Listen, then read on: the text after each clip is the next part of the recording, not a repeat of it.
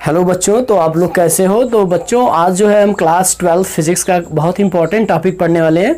बच्चों जैसा कि सीबीएसई ने जो सिलेबस रिड्यूस किया था, सारी इन्फॉर्मेशन आपको दे दी गई है, तो आपको ज़्यादा टेंशन नहीं लेना है। वैसे तो टॉपिक सभी पढ़ने पड़ेंगे क्योंकि फिजिक्स ऐसी चीज़ ही। बाकी हाँ, एग्जाम के पॉइंट ऑफ व्यू जब एग्जाम्स आपका होगा तो उसमें प्रिपरेशन के लिए जो टॉपिक्स रिलेटेड किए गए हैं उनको नहीं पढ़ना। ओके, जो क्वेश्चंस आएंगे वो जो आपका रिवाइज सिलेबस है उसके अकॉर्डिंग नहीं आएगा। तो बच्चों आज जो हम क्लास 12 फिजिक्स का जो है गॉस लॉ, जो कि इलेक्ट्रोस्टैटिक्स का काफ़ी इंपॉर्टेंट टॉपिक है, उसको पढ़ने वाले हैं। तो स्पेशली ये बच्चों गॉस लॉ है क्या, पहले इसको जानेंगे। ज़्यादा परेशान होने की ज़रूरत नहीं है, काफ़ी इंपॉर्टेंट है और काफ़ी आसान भी है।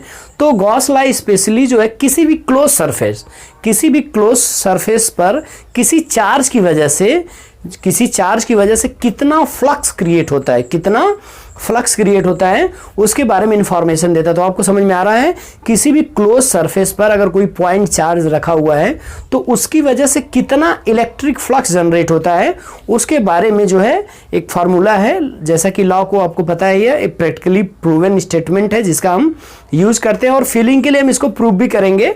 एक्चुअली आपको पता है जो लॉ होते हैं उनके प्रूफ्स नहीं होते हैं, बस हम एज ए फीलिंग के लिए प्रूफ करते हैं। तो बच्चों आपको पता चल गया होगा, तो थोड़ा सा रिवाइज कर देते हैं। अगर आपने इलेक्ट्रिक फ्लक्स की वीडियो नहीं देखा है तो प्लीज़ हमारे चैनल पे जो प्रीवियस वीडियो है उसको जाके देख लीजिए। तो बच्चों ऐसा होता है क्या है कि जब आप प्रीवियस चीज़ें पढ़ के आते हो तो जो करंट की चीज़ पढ़ाई जाती है तो काफ़ी मज़ा आता है और पढ़ने में भी समझ में आता है। तो इलेक्ट्रिक फ्लक्स को मोटे मोटे तौर पर हम जो है रिवाइज कर ले रहे हैं। तो जैसा कि आपको बताया गया था कि किसी सरफेस का जो फ्लक्स होता है वो क्या होता है, उस सरफेस की जो इलेक्ट्रिक फील्ड है और उसके सरफेस एरिया के डॉट प्रोडक्ट के बराबर होता है। अगर हम इसको सिंपली लिखना चाहें तो हम क्या इसको लिख सकते हैं, ES cos थीटा। थीटा क्या है बच्चों, जैसे मान लीजिए हमारे पास ऐसे कोई सरफेस है और ये इलेक्ट्रिक फील्ड जा रही है, तो हमें इस पॉइंट पे क्या करना है, फ्लक्स कैलकुलेट करना है। तो ये इसका एरिया वेक्टर है, तो अब हम क्या करेंगे, ये थीटा है। ओके, ये एंगल क्या है, थीटा है। तो अब ये आपकी E है और ये एरिया वेक्टर है, क्योंकि ये सरफेस आपका ऐसे रखा हुआ है और ऐसे क्रॉस करके जा रहा है। तो जो आपको बताया गया है कि area is a vector quantity और हमेशा सरफेस के कैसे होते हैं, परपेंडिकुलर। तो ये सरफेस है तो ये परपेंडिकुलर, ये इसके एरिया हुआ और ऐसे आपकी इलेक्ट्रिक फील्ड जा रही है। तो यहाँ पे जो फाई होगा, तो अगर हम स्मॉल लेना चाहेंगे बच्चों, स्मॉल फ्लक्स कैलकुलेट करना चाहते हैं किसी सरफेस पे, तो हम सिंपली इसको डी फाई लिखते हैं। क्या लिखते हैं, डी फाई। और फिर इसका क्या करते हैं, इसका भी हम इंटीग्रेशन कर देते हैं। तो इंटीग्रेशन में ये आपके पास क्या आ जाता है, ई डॉट डी एस। ओके, ई डॉट डी एस। और क्योंकि अगर इलेक्ट्रिक फील्ड आपके पास कांस्टेंट है तो इसको हम बाहर रख लेते हैं और इसको इंटीग्रेट कर देते हैं। तो इंटीग्रेट कर देते हैं तो आपके पास जो है वैल्यूज निकल के आ जाती है। तो ये मोटे तौर पे जो है इलेक्ट्रिक फ्लक्स का जो इंट्रोडक्शन है, तो क्योंकि प्रीवियस वीडियो में पढ़ाया जा चुका है तो ज़्यादा ये इंपॉर्टेंट है नहीं, आप वहाँ से देख सकते हो। तो अगर थीटा जो है 0 डिग्री है तो फ्लक्स मैक्सिमम मिलता है, और अगर थीटा 90 डिग्री है तो 0 हो जाएगा। ओके, तो ये आपके पास है। तो अब हम बच्चों ये देखेंगे कि क्लोज सरफेस क्या होता है और ओपन सरफेस किसे कहते हैं। तो जैसे मान लीजिए हमने एक फिगर बनाया, चलिए हमने एक स्क्वायर ले लिया। ओके, तो हमने एक स्क्वायर ले लिया और यहाँ पर एक चार्ज क्यू रख दिया, तो जाहिर सी बात है इसकी वजह से इलेक्ट्रिक फील्ड जनरेट होगी। तो अब इलेक्ट्रिक फील्ड कितनी जनरेट होगी वो तो आपको फार्मूला बता दिया गया है कि इलेक्ट्रिक फील्ड कैलकुलेट करने के लिए हमारे पास फार्मूला होता है 1/4 pi epsilon not that charge upon distance. कितनी डिस्टेंस पे हम फाइंड आउट करना चाहते हैं, तो ये तो फार्मूला हो गया। लेकिन अगर हम फ्लक्स कैलकुलेट करना चाहें तो ये क्लोज सरफेस होना चाहिए। तो जैसा कि आपको पता है कि ये एक स्क्वायर है, तो स्क्वायर बच्चों ये एक प्लेन फिगर होते हैं और ये ओपन होते हैं। ये क्या होते हैं, ओपन होते हैं। तो प्लेन का मतलब आपको समझ में आ रहा हो, जिसमें 2 डायमेंशन होती हैं। तो जो 2D होते हैं, जो भी फिगर 2D होते हैं, जैसे आपका स्क्वायर हो गया, ओके, इसके बाद आपका सर्कल हो गया, तो सर्कल भी क्या होता है बच्चों, ये 2D होता है। तो ये सारे फिगर 2D होते हैं। तो अगर इसकी वजह से आपको इलेक्ट्रिक फ्लक्स कैलकुलेट करने को कहीं एग्जाम में MCQs में पूछ लिया जाए तो इसका जो नेट इलेक्ट्रिक फ्लक्स क्या होगा, 0 होगा। ओके, कोई भी अगर ओपन फिगर है तो उसका फ्लक्स क्या होता है, 0 होता है। क्यों 0 होता है, आपको प्रीवियस वीडियो में बताया गया है कि जितना एक साइड होगा उतना ही। जैसे हम अगर इलेक्ट्रिक फील्ड इस पॉइंट पे लेना चाहें तो इस पॉइंट पे देखिए इलेक्ट्रिक फील्ड, क्योंकि ये पॉजिटिव चार्ज है तो ये बाहर की तरफ होगी। ओके, ये बाहर की तरफ होगी। और अगर हमने इस प्लेन को ऐसे रखा हुआ है तो ये जो इसका परपेंडिकुलर होगा वो इस डायरेक्शन में, इसी डायरेक्शन में होगा। ओके, तो ये आपकी इलेक्ट्रिक फील्ड की भी डायरेक्शन यही होने वाली है और एरिया वेक्टर की भी डायरेक्शन यही होने वाली है। तो जितना इस साइड होगा प्लेन के उतना ही इस साइड भी होगा। तो जब दोनों को ऐड करेंगे, क्योंकि आपको बताया गया है कि जो इलेक्ट्रिक फ्लक्स होता है स्केलर क्वांटिटी होता है, तो जितना यहाँ पे आएगा इस सरफेस पे, अगर मान लो ये सरफेस 1 है आपका, ये सरफेस 2 है, तो जितना सरफेस 1 पे आएगा उतना ही लेकिन अपोजिट जो है सरफेस 2 पे आएगा। तो ये दोनों फ्लक्स मिलके क्या हो जाएगा, 0 हो जाएगा। तो आपको ये समझ में आ रहा होगा कि जितने भी जो 2D 2 डायमेंशनल फिगर होते हैं वो ओपन फिगर कहे जाते हैं, उनका जो इलेक्ट्रिक फ्लक्स होता है वो 0 होता है। नहीं, गॉस लॉ हम इस पे अप्लाई नहीं कर सकते। तो इसके बाद बच्चों हम बात करते हैं 3D फिगर की। तो 3D फिगर की बात करते हैं और आपको दिखाते हैं कि 3D फिगर कौन कौन से होते हैं।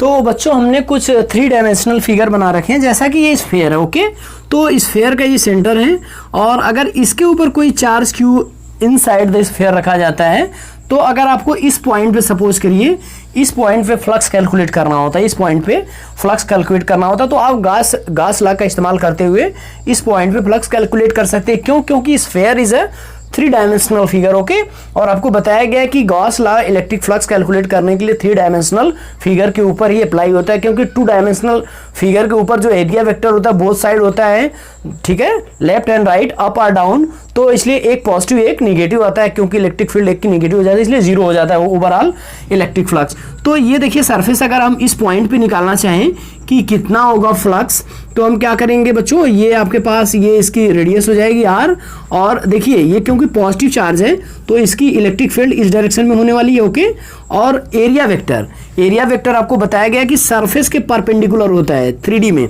और आउटसाइड लिया जाता है, इनसाइड आप नहीं ले सकते। तो ये जो इस पॉइंट पे एरिया वेक्टर की डायरेक्शन होगी ये भी इसी डायरेक्शन में होने वाली है। ओके, तो जब हमें अगर फ्लक्स कैलकुलेट करना रहेगा तो हम क्या करेंगे, इजीली हम इसका फ्लक्स कैलकुलेट कर लेंगे इंटीग्रेशन करके। ओके, तो ये आपके पास इंटीग्रेशन हो जाएगा और गॉस लॉ कहता है कि ये कितना होगा, ये Q अपान एप्सिलॉन नॉट, यानी 1 upon epsilon naught into that charge, जो चार्ज आपके पास प्रोड्यूस यानी ये इंसर्ट किया गया है। उसी तरह से ये सिलेंड्रिकल फिगर है, तो अब ये सिलेंडर है बच्चों, तो अब इसके कितने सरफेस होंगे पहले तो ये देखने वाली बात होगी। तो देखिए एक सरफेस इसका ये होगा, ये नीचे की तरफ, एक सरफेस ये होगा, ऐसे एरिया वेक्टर होगा, क्योंकि ये ऐसे रखा हुआ है तो एरिया वेक्टर क्या होता है, सरफेस के हमेशा परपेंडिकुलर होता है। तो ये आपका सर्कुलर पोर्शन है, तो ये परपेंडिकुलर ऊपर की तरफ और ये वाला नीचे की तरफ, तो ये दोनों जो है ये, इसके बाद ये थर्ड पोर्शन जो होगा ये कर्व्ड सरफेस एरिया इसका, तो इस पे जो है इस डायरेक्शन में, तो हम तीनों सरफेस का निकाल के कैलकुलेट कर लेंगे कितना होगा। ओके, फिर इसके बाद ये क्यूब की बात आती है। ओके, तो क्यूब के अगर सेंटर में चार्ज बीच में रख दिया गया बच्चों, तो जैसे कि हमने यहाँ पे कोई चार्ज प्लेस कर दिया है, यहाँ पे हमने यहाँ पे चार्ज प्लेस कर दिया था, तो जो 3 डायमेंशनल फिगर होते हैं उनके जो है हम क्या करते हैं, सरफेसेस पे हम जो है इलेक्ट्रिक फ्लक्स कैलकुलेट कर सकते हैं। ये क्यूब है, तो क्यूब में क्या है कि अब देखिए सारे इनके इसके कितने फेसेस, 6 फेसेस होते हैं, तो 6 फेसेस का हमें कैलकुलेट करना पड़ेगा। ओके, तो अब जो क्वेश्चंस दिया जाता है वो बाद में बात की जाएगी, सिंपल क्यूबाइड का भी उसी तरह से है। तो बच्चों यहाँ पे हमारा जो मेन एम था कि 2 डायमेंशनल फिगर और 3 डायमेंशनल फिगर क्या होते हैं। 2 डायमेंशनल फिगर का जो है इलेक्ट्रिक फ्लक्स गॉस लॉ से क्यों 0 आता है, क्योंकि उनका सरफेस जो है ओपन होता है, और गॉस लॉ जो है बच्चों किसके लिए है, ये क्लोज सरफेस के लिए है। तो बच्चों गॉस लॉ को हम डिफाइन करते हैं, इसकी डिफिनेशन लिखते हैं, फिर उसके बाद आपको उसका प्रूफ दिखाते हैं। ओके, तो देखते हैं डिफिनेशन क्या है गॉस लॉ की। तो बच्चों जैसा कि डिफिनेशन आपको बताई गई थी कि किसी भी क्लोज सरफेस का जो फ्लक्स होता है टोटल, वो उस चार्ज का 1 अपान एप्सिलॉन नॉट टाइम्स होता है, ठीक है, जिसके द्वारा वो इनक्लोज किया गया। तो डिफिनेशन काफी इजी है, आप अपने से भी लिख सकते हो, तो डिफिनेशन आपके पास लिखी गई है।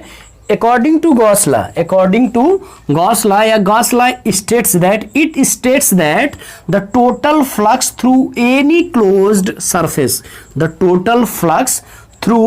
closed surface, is 1 upon epsilon naught times the net charge enclosed by that closed surface। तो इन्होंने कहा है कि कोई भी जो इलेक्ट्रिक फ्लक्स होता है किसी क्लोज सरफेस का, अगर हमें उसको कैलकुलेट करना हो तो वो 1 अपान एप्सिलॉन नॉट टाइम्स होता है किसका, वो उस चार्ज की वजह से जो क्लोज सरफेस है।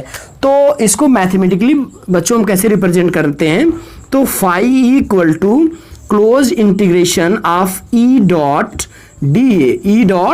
डी ए, और इसी को हम लिख सकते हैं क्या, ई ए कॉस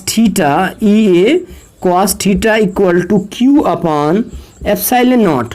तो क्यू अपॉन एप्सिलॉन नॉट, ये आपका जो है थियरम का जो है मैथमेटिकल फॉर्म है कि किसी भी क्लोज सरफेस का जो टोटल इलेक्ट्रिक फ्लक्स होता है वो उस चार्ज का 1 अपॉन एप्सिलॉन नॉट टाइम्स होता है। ओके, तो अगर हमने चार्ज क्यू रखा है तो उसका क्या होगा, 1 अपॉन एप्सिलॉन नॉट टाइम्स होगा। तो आप एग्जाम के पॉइंट ऑफ व्यू उसको राइट डाउन कर सकते हैं। एक बार डिफिनेशन फिर से देखते हैं बच्चों कि किसी भी क्लोज सरफेस का जो टोटल इलेक्ट्रिक, और क्लोज सरफेस का मतलब 3 डायमेंशनल फिगर, क्लोज सरफेस का मतलब 3 डायमेंशनल फिगर, जो उसका टोटल फ्लक्स होता है, वो उस चार्ज, जो चार्ज प्लेस किया गया उसका 1 अपॉन एप्सिलॉन नॉट टाइम्स होता है। ओके, तो ये आपको समझ में आ गया होगा बच्चों। फिर इसके बाद हम इसको क्या करेंगे, प्रूफ करेंगे। ओके, तो प्रूफ करने के लिए बच्चों हम कुछ चीज जो है, वैसे आपको पता है कि जो लॉज होते हैं, लॉज का मतलब क्या है, anythings which is practically proven is known as law. Okay, ऐसी चीज जो है जो किसी जो है स्टेटमेंट के प्रैक्टिकल के थ्रू प्रूफ कर दी गई है, तो उसको हम क्या कहते हैं, लॉज कहते हैं। जैसे आपने न्यूटन्स लॉ पढ़ा होगा, ठीक है, कुलाम्स लॉ आपने पढ़ लिया, तमाम जो बायोन्सी के लॉ पढ़े थे क्लास 9th में, आर्किमिडीज लॉ या प्रिंसिपल पढ़ा था, तो ये सारी चीज़ें हमने पढ़ी हैं। तो लॉ का मतलब क्या होता है, any things which can not proven, it is only proven with the help of practicals, okay, और एक्सपेरिमेंट। तो लेकिन फिर भी हम आपको फील्ड दिलाने के लिए इसको क्या करेंगे, प्रूफ करेंगे। तो बच्चों देखते हैं कि इसको प्रूफ कैसे करते हैं। ओके, तो अब हम क्या करेंगे, गॉस लॉ को प्रूफ करेंगे। वैसे हम प्रूफ तो नहीं कर सकते, तो हमने सपोज करिए एक स्फेयर बनाया।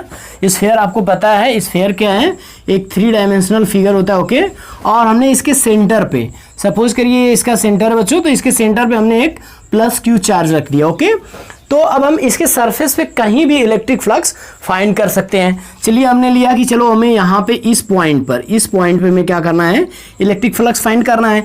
तो इस पॉइंट पे अब हम क्या करेंगे, इसको यहाँ से ज्वाइन कर देते हैं। ओके, तो ये इसकी रेडियस आर हो जाएगी। तो इस पॉइंट पर हम इलेक्ट्रिक फ्लक्स कैलकुलेट करेंगे। तो पहले हम इस पॉइंट पे जो है एरिया वेक्टर की डायरेक्शन देखने वाले हैं और इलेक्ट्रिक फील्ड की। तो इलेक्ट्रिक फील्ड आपको पता है कि जो है ये जो line joining two the centre होती है, ये क्योंकि पॉजिटिव चार्ज है तो ये आउटसाइड होने वाली। कैसे होने वाली बच्चों, ये आउटसाइड। तो इलेक्ट्रिक फील्ड की डायरेक्शन ये होने वाली है। अब इसके बाद हम एरिया वेक्टर की डायरेक्शन देखेंगे। तो एरिया वेक्टर की डायरेक्शन कैसे होती है, सरफेस के आउटसाइड और परपेंडिकुलर। तो ये सरफेस हमने इतना चूज किया हुआ है, तो अब देखिए इस सरफेस के क्या होगी, आउटसाइड और परपेंडिकुलर, तो बिल्कुल इस पे 90 डिग्री बनाएंगे। तो इसी के साथ आपका एरिया वेक्टर भी आने वाला है। ओके, इसी के साथ आपका एरिया वेक्टर भी आने वाला है। चलिए अगर किसी बच्चे ने कहा नहीं सर ने ये लिया है, चलिए हम इस पोर्शन पे ले लेते हैं, ऐसे इतना इस पॉइंट पे जो है हम कैलकुलेट करेंगे। तो चलिए इस पॉइंट पे जो है आपका जो देखिए इस पॉइंट पे जो इलेक्ट्रिक फील्ड की डायरेक्शन होगी ऐसे नीचे की तरफ। ओके, और ये इलेक्ट्रिक फील्ड की डायरेक्शन हो जाएगी आपके पास। और एरिया वेक्टर, क्योंकि हमने देखिए सरफेस ऐसे लिया है तो एरिया वेक्टर भी इसी डायरेक्शन में होगा। तो एरिया वेक्टर की भी डायरेक्शन सेम होने वाली है। आप एनी आओ किसी भी पॉइंट पे लो, किसी बच्चे ने कहा चलिए भाई हम इस पॉइंट पे लेने वाले हैं, तो इस पॉइंट पर भी आप ले सकते हो। ओके, तो इस पॉइंट पे लोगे तो देखिए ये चार्ज है, तो आपके पास ये डायरेक्शन हो जाएगी इलेक्ट्रिक फील्ड की, ये डायरेक्शन हो जाएगी इलेक्ट्रिक फील्ड की। और अगर हम इसको ज्वाइन कर देंगे तो इसी के अलोंग जो है आपका एरिया वेक्टर भी आने वाला है। ओके, फिर किसी ने कहा कि चलिए भाई हम इस पॉइंट पे लेंगे, तो आप इस पॉइंट पे भी ले सकते हो। तो अब देखिए इस पॉइंट पे इलेक्ट्रिक फील्ड की डायरेक्शन ऐसे ऊपर की तरफ, ठीक है। तो क्योंकि ये पॉजिटिव चार्ज है तो आउटसाइड दी चार्ज होगी, और क्योंकि सरफेस ऐसे लिया है तो एरिया वेक्टर भी इसी डायरेक्शन में होने वाला है। ओके, तो ये एरिया वेक्टर तो आप किसी भी पॉइंट पर सर ये जो है स्फेयर के किसी भी पॉइंट पे आप ले सकते हो। ओके, तो बच्चों जैसा कि पता है आपको, हम क्या करते हैं, हम जो है इलेक्ट्रिक फ्लक्स फाइंड आउट करने के लिए क्या आपके पास रूल बताया गया है। तो चलिए आपके पास जो रूल है, इलेक्ट्रिक फ्लक्स इक्वल टू क्या होता है, इलेक्ट्रिक फ्लक्स इक्वल टू होता है ई dot D A. Okay, E dot D A और ई A cos theta, E A cos theta. तो बच्चों हम यहाँ पे क्या एक स्मॉल रीजन का जो है क्या फाइंड करने वाले हैं, एक स्मॉल रीजन का हम फाइंड करेंगे जो है इलेक्ट्रिक फ्लक्स। तो स्मॉल रीजन के लिए एक स्मॉल लेंगे, जैसा कि आपको क्लास 11th में बताया गया है। जैसे हम कोई स्मॉल एलिमेंट लेते हैं तो डी आ जाता है, तो जो यहाँ पे आ जाएगा d phi E equal to close integration तो आपके पास ये क्लोज इंटीग्रेशन आ जाएगा, या आप डी फाई इक्वल टू आप क्या लिखोगे, E into D A, okay. या आप इसको ऐसे लिख सकते हो, E D A cos theta, okay. अब बच्चों दूसरी बात क्या आती है कि थीटा कितना है, तो एरिया वेक्टर और इलेक्ट्रिक फील्ड दोनों क्या है, पैरेलल या कोलिनियर है। तो यहां भी थीटा इक्वल टू 0 डिग्री, यहां भी थीटा इक्वल टू 0 डिग्री। ये आपको समझ में आ रहा होगा कि जितने भी थीटा हैं सारे कितने, 0 डिग्री। यहां पर भी थीटा आपके पास क्या आने वाला है, 0 डिग्री। तो इलेक्ट्रिक फ्लक्स आपको बताया गया था कि फाई जो ई डॉट ए होता है, और ये cos थीटा सिंपली हम इसको लिख सकते हैं। और अगर हम एक स्मॉल, क्योंकि हम स्फीयर तो बहुत बड़ा है, हम उसका एक छोटा सा पार्ट, एक कोई छोटा सा पार्ट लेना चाहते हैं, जैसे यहाँ पे एक छोटा सा पार्ट हमने लिया, एक छोटा सा पार्ट, तो छोटे से पार्ट का एरिया डी ए होगा और उसका जो इलेक्ट्रिक फ्लक्स आएगा वो डी फाई आएगा, ओके, डी फाई। तो बच्चों अगर इसको फाई हमें फाइंड आउट करना है तो हम क्या करेंगे, इसको इंटीग्रेट कर देंगे। तो इसको इंटीग्रेटिंग बोथ साइड, तो हम इसको क्या कर देंगे, इंटीग्रेट कर देंगे। तो देखिए ये दोनों, जैसा कि आपको क्लास 11th में जब शुरू किया गया होगा तो बताया गया होगा कि इंटीग्रेशन और डिफरेंशिएशन एक दूसरे के जानी दुश्मन होते हैं। तो जाहिर सी बात है जब दोनों एक दूसरे के जानी दुश्मन हैं तो ये दोनों अपने आप को कैंसिल आउट कर लेंगे। तो कैंसिल आउट कर लेंगे तो बच्चों बचेगा क्या, फाई, ओके, क्योंकि ये दोनों एक दूसरे के अपोजिट होते हैं। इंटीग्रेशन और डिफरेंशिएशन एक दूसरे के अपोजिट होते हैं, तो ये आपके पास फाई आ जाएगा। और अगर इलेक्ट्रिक फील्ड कांस्टेंट है, क्योंकि यहाँ पे एक यूनिफॉर्म इलेक्ट्रिक फील्ड हम ले रहे हैं, तो ये कांस्टेंट है, तो इसको हम क्या कर लेंगे, बाहर कर लेंगे, ओके। तो बाहर कर लेंगे तो surface integration of D A. तो ये बच्चों एक साइन गोल सा बना है इंटीग्रेशन के ऊपर, तो इसका मतलब क्या है कि हम सरफेस का इंटीग्रेशन, क्लोज सरफेस का इंटीग्रेशन ले रहे हैं, ओके। तो ये आपके पास आ जाएगा। चलिए हम इसको इक्वेशन नंबर 1 मान लेते हैं। इसके बाद बच्चों हम क्या करेंगे, इलेक्ट्रिक फील्ड फाइंड आउट करेंगे। तो इलेक्ट्रिक फील्ड इस पॉइंट पे कितनी होगी, due to a point charge आपको इलेक्ट्रिक फील्ड बताया गया है। तो इलेक्ट्रिक फील्ड निकालने के लिए आपको क्या बताया गया है कि 1/4 pi epsilon not that charge that is Q upon distance का स्क्वायर, क्योंकि ये आपके पास आर थी तो आर का स्क्वायर। तो हम इलेक्ट्रिक फील्ड की वैल्यू यहाँ पे क्या करेंगे, प्लेस कर देंगे। तो ये आपके पास क्या आ जाएगा, 1/4 pi epsilon not and 1/r का स्क्वायर। और बच्चों एक बात और ये आपके पास आती है कि आपको ये बताना होगा कि इसका सरफेस एरिया कितना होता है, किसी भी स्फीयर का सरफेस एरिया, क्योंकि हम इसका इंटीग्रेशन करने वाले हैं। तो जो ये आपके पास आ जाएगा बच्चों इंटीग्रेशन इसका, तो इंटीग्रेशन ऑफ जो है sphere that is D A की वैल्यू जो आपके पास कितना आ जाएगी, 4 पाई आर स्क्वायर, ओके। तो आपको पता होगा कि इसका जो सरफेस एरिया होता है कितना, 4 पाई आर स्क्वायर होता है। तो अब हम क्या करेंगे, यहाँ पे वैल्यू प्लेस कर देंगे 4 पाई आर स्क्वायर, ओके। तो देखिए ये आर से आर मर गया, 4 से 4 मर गया, और आपके पास ये क्यू भी था यहाँ पे, और ये 4 से 4 मर गया, पाई से पाई मर गया। तो बच्चों आपके पास बचा क्या, इलेक्ट्रिक फील्ड का जो क्यू था और नीचे epsilon not, Q upon epsilon naught. तो बच्चों ये जो है आपको एक तरह से एक अल्टीमेटली मैथमेटिक्स के हेल्प से हमने क्या किया, गॉस लॉ को प्रूफ कर दिया। गॉस लॉ को प्रूफ कर दिया कि किसी भी इनक्लोज सरफेस के लिए जो टोटल या नेट फ्लक्स आता है किसी भी सरफेस पे, वो उस चार्ज का 1/एप्सिलॉन नॉट टाइम्स होता है। देखिए 1/एप्सिलॉन नॉट टाइम्स होता है, ओके। तो ये आपको समझ में आ गया होगा। इसके बाद बच्चों हम कुछ एग्जांपल्स लेते हैं। तो अब एग्जांपल्स में जैसे इसमें एक टर्म आता है गॉसियन सरफेस। गॉसियन सरफेस क्या होता है, तो गॉसियन सरफेस आपको बताना थोड़ा सा जरूरी हमने समझा, तो चलिए इसको बता देते हैं कि गॉसियन सरफेस क्या होता है, ओके। तो बच्चों गॉसियन सरफेस क्या होता है, जैसे अगर कोई पॉइंट चार्ज हम लेते हैं, ओके, तो चार्ज के अराउंड हम कोई एक सरफेस, हाइपोथेटिकल सरफेस, ये सरफेस कैसा होता है बच्चों, इमेजिनरी सरफेस होता है। इस चार्ज के अराउंड हम क्या करते हैं, इमेजिनरी सरफेस क्रिएट करते हैं, ओके। तो बच्चों जैसा कि हमने एक ये चार्ज जब प्लेस किया था, तो इसके चारों तरफ एक ऐसा हाइपोथेटिकल या इमेजिनरी सरफेस क्रिएट कर देते हैं, जिसकी वजह से हम क्या करते हैं, किसी भी पॉइंट पे, इसके किसी भी पॉइंट पे हम क्या करते हैं कि ये फ्लक्स कैलकुलेट कर सकते हैं, ओके। तो इसी को हम क्या कहते हैं, गॉसियन सरफेस। यानी अगर ये हम कंस्ट्रक्ट नहीं करेंगे तो हम क्या करेंगे, उस किसी भी पॉइंट पे फ्लक्स कैलकुलेट नहीं कर सकते हैं, ओके। तो बच्चों भी इसमें कुछ आपको इंपॉर्टेंट चीज़ें बतानी है, तो वो चीज़ बताई जाए कि क्या क्या इस पे न्यूमेरिकल्स आते हैं, क्या क्या और सारी कंसेप्ट की चीज़ें आती हैं। तो पहला पॉइंट ये है बच्चों कि ये जो है गॉस लॉ वो हमेशा कि पॉइंट चार्जेस के ऊपर अप्लाई किया जाएगा। जो आपने लीनियर चार्ज डेंसिटी, वॉल्यूम और सरफेस चार्ज डेंसिटी ऐसा कुछ पढ़ रखा है उसके ऊपर इसको अप्लाई आप नहीं करेंगे। ओके, तो हमेशा ये पॉइंट चार्जेस के लिए ही अप्लाई होगा। तो अब देखिए इसमें आपको बताया जा रहा था बच्चों क्या क्या टॉपिक्स आपसे एग्जाम में पूछे जाते हैं। तो जैसा कि बच्चों एक कॉमन सा क्वेश्चन आपसे पूछा जाता है, सपोज करिए आपके पास स्फीयर है, हमने एक चार्ज क्यू रखा है, तो किसी बच्चे ने इस पॉइंट पे जो इलेक्ट्रिक फ्लक्स फाई की वैल्यू कैलकुलेट करा, उसने कैलकुलेट करा that charge upon epsilon naught. तो अब आपको सपोज करिए हमने एक दूसरा स्फीयर बना दिया ऐसे, ओके, और इस पॉइंट पे आपसे पूछा गया कि इस पॉइंट पे कितना फ्लक्स आएगा। तो बच्चों इस पॉइंट पे भी फ्लक्स उतना ही आएगा जितना इस पॉइंट पे आया। ओके, तो जितना, क्योंकि चार्ज वही है, तो जितना जो Q upon epsilon not flux निकलता है वो पूरे इस जो सरफेस है उसमें होता है, इसीलिए इसको हम गॉसियन सरफेस कंस्ट्रक्ट करते हैं। ओके, और इसमें बच्चों कुछ और बात आती है कि जैसे मान लीजिए हमारे पास ये स्फीयर है, तो स्फीयर में सपोज करिए कि हमने दो चार्जेस रख दिए, एक चार्ज यहाँ पे जो Q रख दिया, यहाँ पे हमने एक चार्ज रख दिया 2Q। ओके, अब आपसे पूछा जाएगा कि अब जो है नेट फ्लक्स कितना हो जाएगा। तो क्योंकि फ्लक्स बच्चों जो क्या होता है, ये फ्लक्स जो होता है वो एक स्केलर क्वांटिटी होती है, तो इसकी वजह से कितना होगा, इसकी वजह से कितना होगा, हम क्या कर लेंगे, ऐड अप कर लेंगे।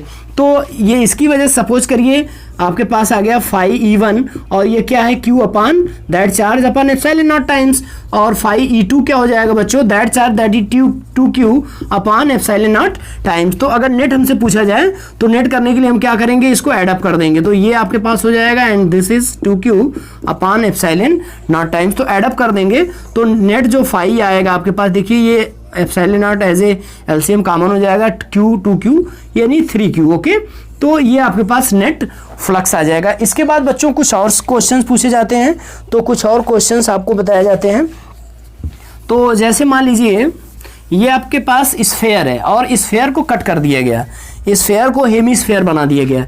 तो जैसे आपके पास एक हेमीस्फीयर हमने कंस्ट्रक्ट कर लिया। ओके, तो अब इसका आपसे पूछा गया, इसके सेंटर पे जो है Q चार्ज रखा है।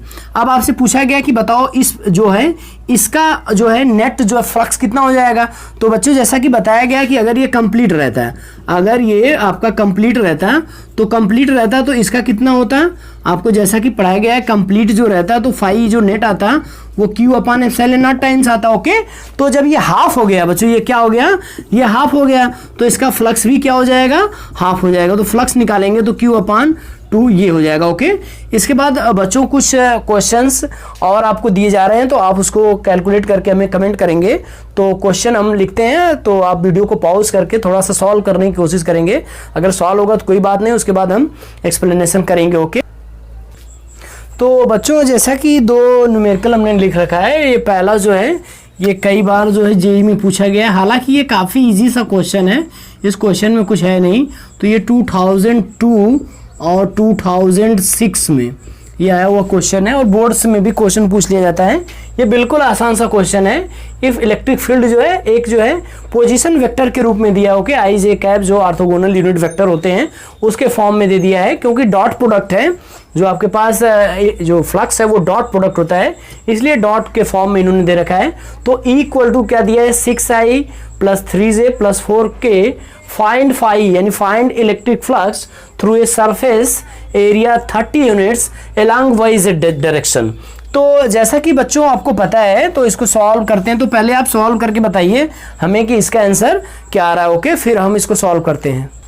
तो बच्चों जैसा कि पता है जो फाई होता है, तो इलेक्ट्रिक फ्लक्स आपके पास कितना होता है, ई डॉट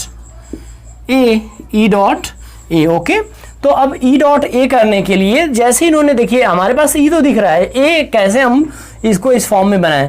तो सरफेस एरिया जो है 30 यूनिट्स है अलोंग वाई जेड प्लेन में, अलोंग वाई जेड।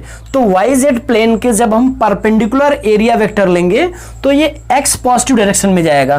तो जो एरिया वेक्टर की वैल्यू आ जाएगी ये 30i आ जाएगी। कितनी आएगी, 30i। आप इसको बना के देख सकते हैं, this is x axis, this is y axis and x, ये आर्बिट्ररी होता है, आप कहीं भी ले सकते हो। तो ये आपके पास एक्स वाई जेड एक्सिस है।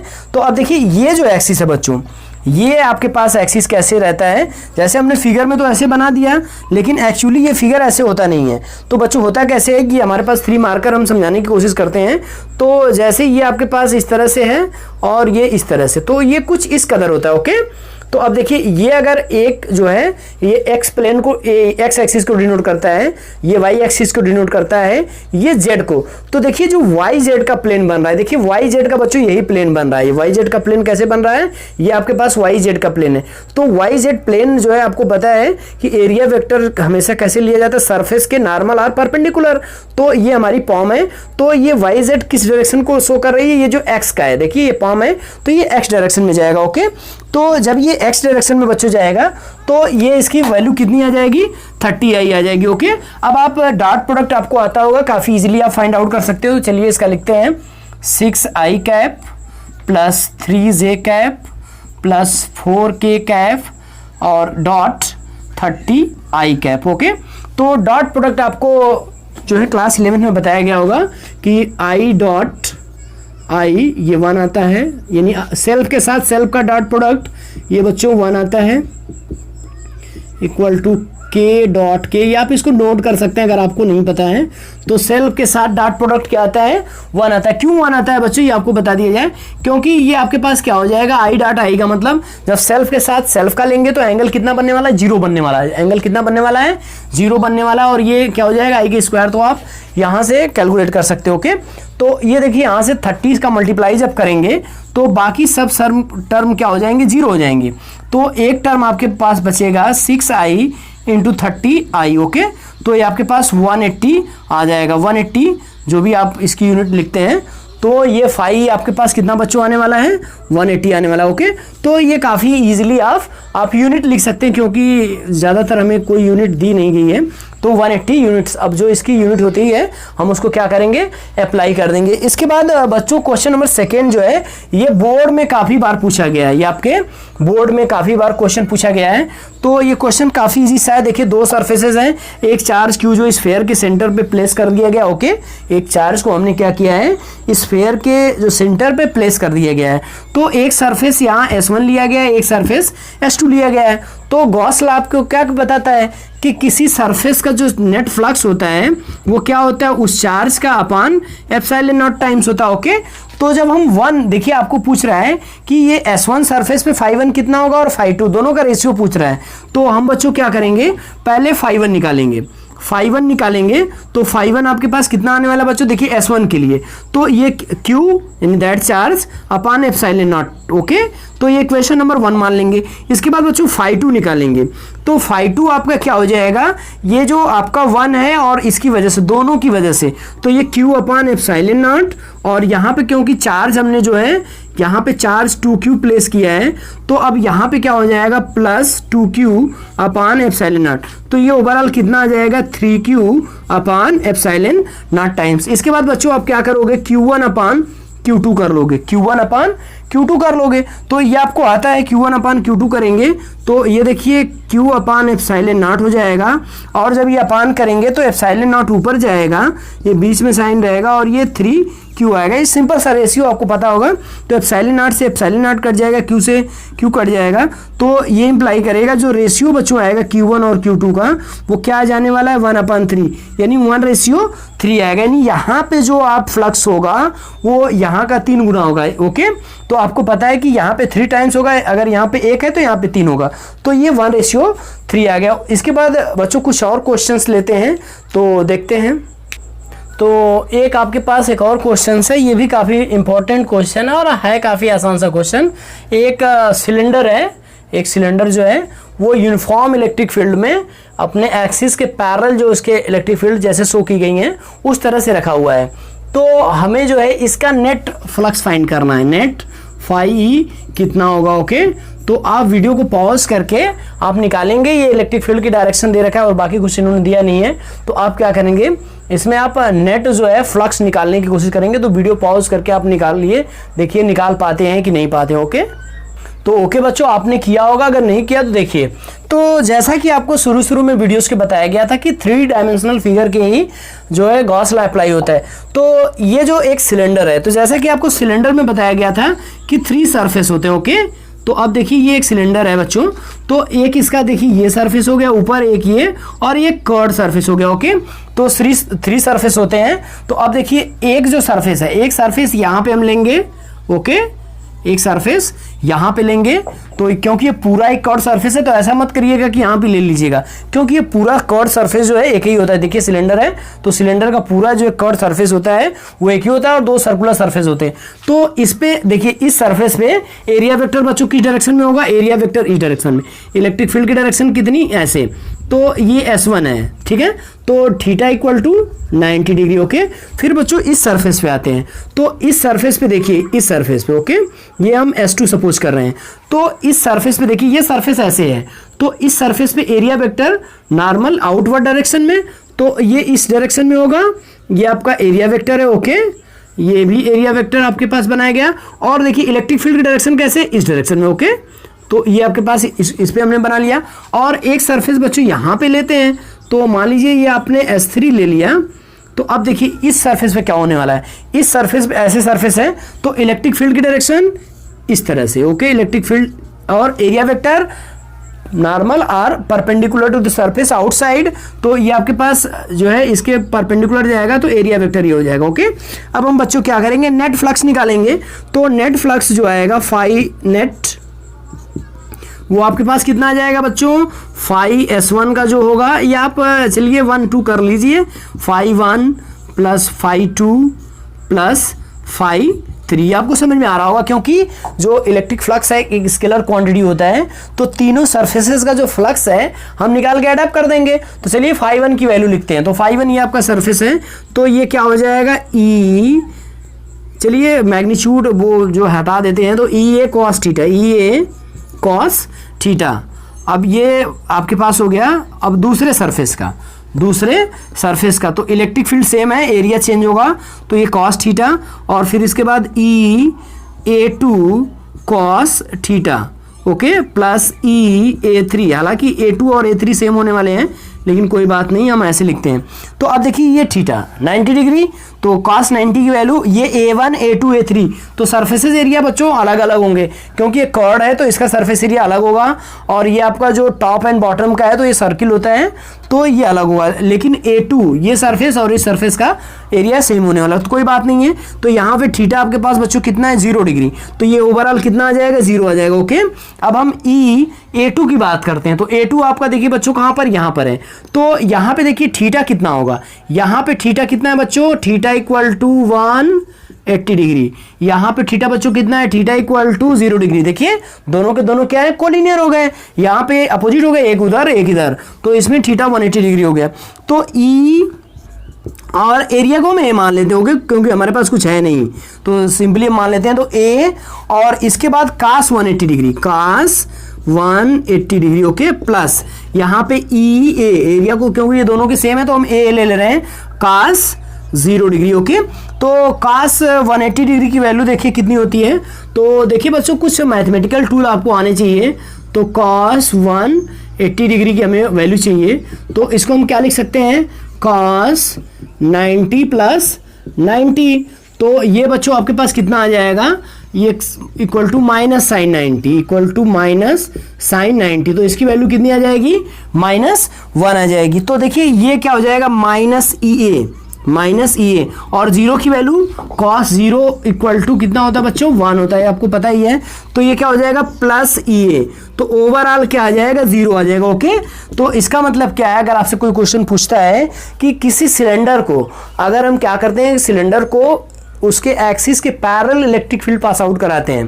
देखिए ये इसका एक्सिस है, ये सिलेंडर का बच्चों क्या है, ये सिलेंडर का एक्सिस होने वाला। ओके, तो अगर सिलेंडर के एक्सिस के पैरेलल हम electric field lines pass out कराते हैं तो नेट फ्लक्स कितना आता है, 0 आता है। नेट फ्लक्स कितना आने वाला है, 0 आने वाला है। ओके, तो ये आपके पास कुछ न्यूमेरिकल्स थे इंपॉर्टेंट, और जो मैथमेटिकल टूल है उनकी इंफॉर्मेशन आपको होनी चाहिए। तो बच्चों एक बार पूरा का पूरा हम रिकॉल कर लेते हैं आपने आज क्या पढ़ा, फिर उसके बाद रैपअप करते हैं वीडियो को।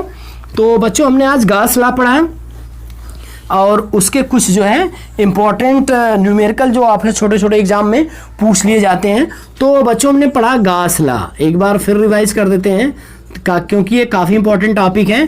तो बच्चों गॉस लॉ क्या होता है? गॉस लॉ कहता है कि किसी भी सरफेस, किसी भी क्लोज सरफेस के अंदर अगर कोई चार्ज रखा है तो इसके किसी भी सरफेस पे जो नेट फ्लक्स होगा वो नेट फ्लक्स क्या होगा? उस चार्ज का 1/ε0 टाइम्स होगा। इसको हमने प्रूफ भी किया, इसको हमने क्या किया? प्रूफ भी किया। हालांकि लॉ का कोई प्रूफ नहीं होता है, क्योंकि लॉ जो है एक प्रैक्टिकली प्रूवन स्टेटमेंट होता है जिसको एज ए स्टैंडर्ड रिजल्ट हम इस्तेमाल करते हैं। तो हमने बच्चों सीखा कि आज गॉस लॉ की जो वैल्यू होती है वो कुछ इस कदर आप लिख सकते हो, E.A इक्वल टू Q/ε। अगर स्मॉल जो फ्लक्स है तो d phi equal to surface integration of E.DA okay, E.DA equal to Q/ε0 times. तो बच्चों ये आज हमने गॉस लॉ पढ़ा और गॉस लॉ के कुछ एप्लीकेशन देखे और अनदर वीडियो में हम एप्लीकेशन पढ़ेंगे। तो कुछ गॉस लॉ से रिलेटेड कुछ न्यूमेरिकल्स भी देखे जो कि बोर्ड में या और कॉम्पिटिटिव एग्जाम में पूछे जाते हैं। तो बच्चों आज की वीडियो कैसी लगी आप प्लीज़ बताना न भूलें, और आपसे एक रिक्वेस्ट है कि प्लीज़ चैनल को शेयर और सब्सक्राइब जरूर करें अगर आपको टीचिंग अच्छी लगी। ओके, तो थैंक्स। तो आप ध्यान रखें कि चैनल को शेयर और सब्सक्राइब जरूर करें। मिलते हैं नेक्स्ट वीडियो में।